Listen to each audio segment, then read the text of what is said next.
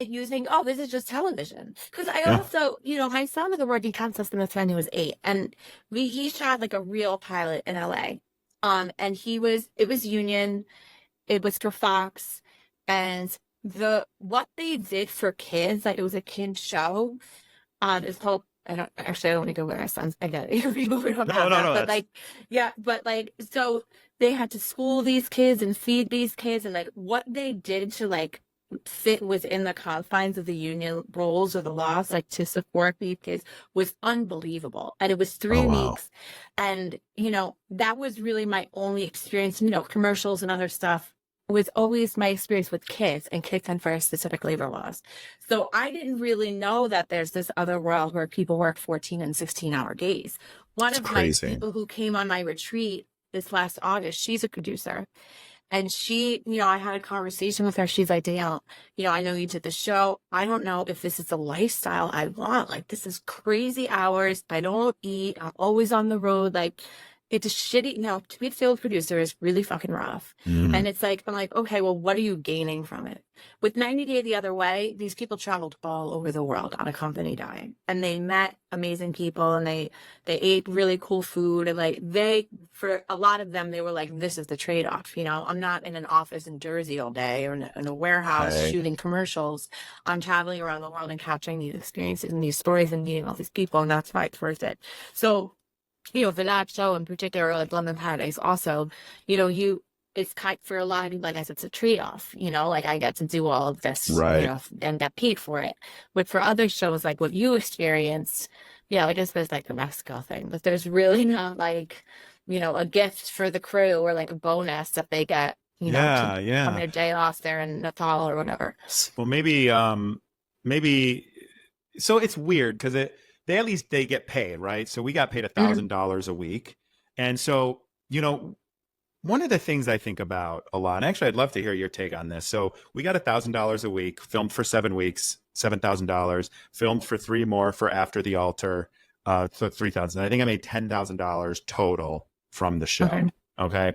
So when you break that down by hour, our time in the pods, we were making $7.14 an hour. Now, $1,000 a week is a lot of money for a lot of people, right? Mhm. For working minimum wage jobs and stuff like that, right? So Yeah. there's that view. Like I get that there's a because of the way people view reality TV as like, I say it's like democratizing us being a celebrity, right? Hmm. People assume that celebrities are rich, well off, and all of this stuff.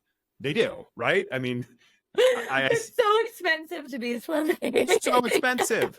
And I just remember, like I've told people, no one at Netflix is sending a Brinks truck dropping a bag of cash off to me every week, right? Like, so not only that, but depending on your situation in your life, going on one of these shows, right? And take away the what's the intention of going on all of that. I was able to do this show as a chief marketing officer at a software company because of two things. One, I had a lot of vacation time because I didn't take a lot of vacation.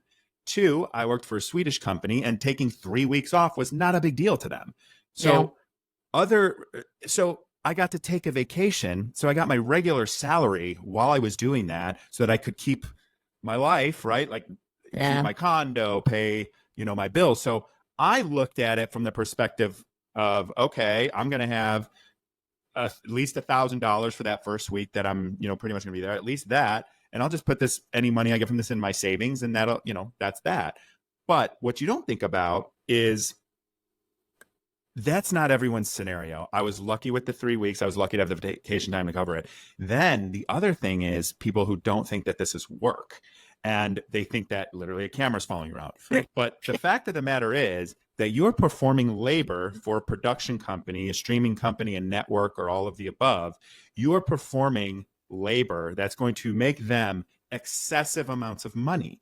And because unscripted TV pays people so little for their talent, for their content, for their likeness, for their story, they get much more profit out of it than it would be if they wanted to produce a scripted show or scripted movie. So when you're performing labor to make a big production company, streaming company, or network a shit ton of money through advertising or whatever revenue model they have, like I believe that you are entitled to more compensation because of the level of money that they're driving and profit they're making on producing cheap shows with cheap talent that is going to live forever on streaming services. Like for the rest of my life, Yes. people are going to be able to watch me on Netflix as this show goes season 7, 8, 9, 10, 11, 12. God knows how long it's going to go on. It's the most popular show in the world.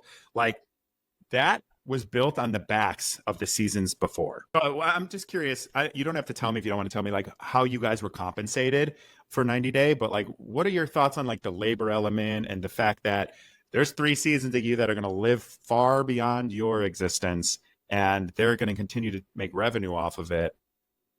So I can't say how we were paid or how much we were paid. What I can say is, when we were shooting the first season of Love in Paradise, the field producer who worked with us for that show, she said to me, but you're getting paid for this. And I looked at her and I said, I make $9,000 from one client. I said, how many clients do you think I would get in these couple of weeks that you and I are together? Do you think it's equivalent to what I'm being paid for the show? And she just looks at me like, you know, I hear that. Like, okay. And so I think, for some people, like, okay, in the reality TV world, in the 90 Day world, when I think about it, there are many cast members who 90 Day is their full-time job. That's all they do. Either they're shooting a season, or they're shooting Pillow Talk, or they're being invited to a tell-all, or they're creating a paid YouTube or Patreon that where they're talking about things that are relative to the show. Like there's everything reality TV becomes their job because you can't take 3 weeks off or 2 weeks off or a weekend off to go and do your job, whatever job you were doing before you were on reality TV. And people don't. Like, I see a lot of cast members are losing their minds because they took all this time off for the first show. Then they took all this time off for the other show. They're like, oh, this is just going to be my career now. I don't have to go back to do this other thing. And then all of a sudden, not only did they leave their job and they don't have a career, nobody's going to hire them. Like, I love that. I would be very surprised in any principal wanting me to teach history at their school right now. Right? Like I spent 2 years with a real film crew making a documentary about my students. I was supposed to go to the New York Latino Film Festival and like be this big deal. And we put so much time and effort into it. And as soon as I did 90 Day, my principal said, I'm not releasing it. And so like it destroyed a lot of lives. And like, that's not the show's fault. That's my fault. And I should have handled it differently. But like people really have a negative view of reality television, and they don't take people who do this work seriously. And as a result, whenever I go into any room or go into any meeting, like I had a really good job interview. I was there to go back to the DOE, and it's a central position. And I got 5 faces in front of me, and I know they see the show. 2 of them, as soon as I sit there, like, they're never gonna take me seriously at that point, which I get. I'm not about but that. Did you know that going in? Is that something that crossed your mind? Because I know for me, what crossed my mind as I was thinking about it, and again, like I was the face of our company, a small software company, but face of our company to analysts, to customers, all of that stuff. And so one of the things that I thought about was, okay, there's the stigma around them, but I'm like, you know what? Like my career speaks for itself. I was 35 years old. I was interim, but I was interim CMO. I was a VP before that. And I'm like, that's going to speak for itself. And I'm not going to do anything out of character, which I didn't. I didn't do anything out of character. So they're going to look on and watch me on TV and just see me that they know in real life or can meet in real life and just see that I'm the same person on TV. So I kind of rationalized it that way. And I was just curious if you had that rationalization. Absolutely not. No, I didn't even pretend like it was going to be easy. I could go back to my school. I still have my job. I could go back tomorrow to this high school position if I wanted. They can't fire me. That's one of the things about having a union. Like I basically have to kill a kid. Someone has to watch it, and I have to be convicted of the crime. Then they can fire me. Live stream it on TikTok. Yeah, exactly. It's very, very hard to lose your job as a teacher when you have the track record that I have. But I think I know what that would be like. If I teach juniors and seniors, those kids walk in the room. I was talking about how good my Oh yeah. husband's steak was. Like that's not going to be a situation that it's going to want to have. I don't want to be in that situation. I want to put my kids and their parents in that situation. I don't want to put my Yeah. colleagues in that situation. So that was me kind of being ready to step away from teaching. I think COVID, once I came out of the classroom and realized what my life in the classroom was really, really like, how insane Mhm. my life was.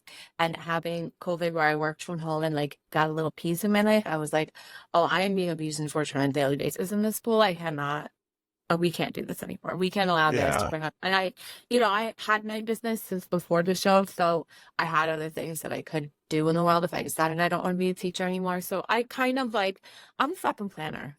Yeah. I treated this like any other job. As soon as I decided, my first boss, who's Sandra, she was also on the show.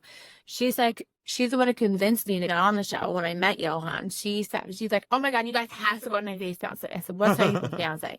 She said, it's the show and there's a foreigner and you have 90 days to get married and that. And we had talked about like getting married to getting this visa.